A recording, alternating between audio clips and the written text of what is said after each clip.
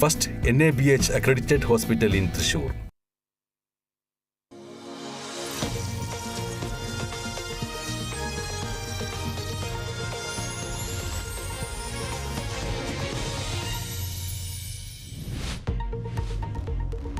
അരിയിൽ ഷുക്കൂർ വധക്കേസിൽ CPIM നേതാക്കൾക്ക് തിരിച്ചടി. P. ജയരാജനും TV രാജേഷും വിചാരണ നേരിടണം.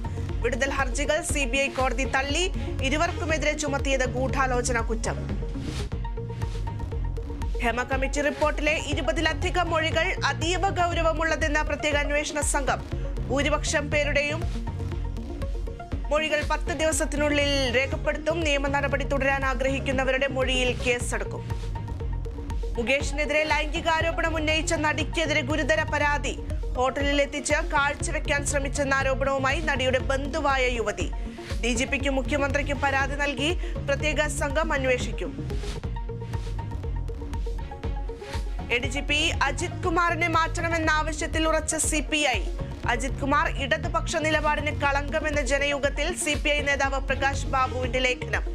CPIയുടെ പ്രഖ്യാപിത നിലപാടെന്ന് പ്രകാശ് ബാബു. MR അജിത് കുമാറിനെതിരായ പരാതിയിൽ അന്വേഷണം വേണ്ടെന്ന് വിജിലൻസ്. പ്രത്യേക സംഘം പരിശോധിച്ചാൽ മതിയെന്നും വിലയിരുത്തൽ. കർണാടകയിലെ ഷീരൂരിൽ കാണാതായ അർജുനായുള്ള ദൗത്യം പുനരാരംഭിക്കും. ഡ്രഡ്ജർ അഴിമുഖത്ത്. ദൗത്യം കാലാവസ്ഥ കൂടി പരിഗണിച്ച്.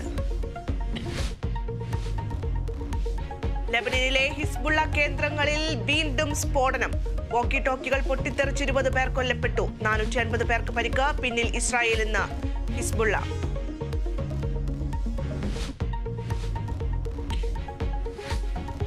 ഇന്ത്യൻ സൂപ്പർ ലീഗിൽ ബംഗളൂരു FC ഹൈദരാബാദ് പോരാട്ടം. മത്സരം രാത്രി 7:30 ശ്രീകണ്ഠീരവ സ്റ്റേഡിയത്തിൽ.